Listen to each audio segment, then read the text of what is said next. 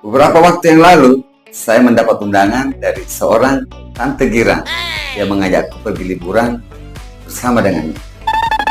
Awalnya sih saya takut, secara kita kan masih anak-anak, tahu apa-apa. Lagian emang saya cowok apaan? Kemudian saya berpikir, mungkin dia mau mengajak saya pergi jalan-jalan Bali kah, kira ke Malino, atau bahkan ke luar negeri seperti Singapura, Paris, Timor Leste, atau bahkan ke jalur Gaza. Akhirnya pun saya sepakat berangkat di hari Minggu.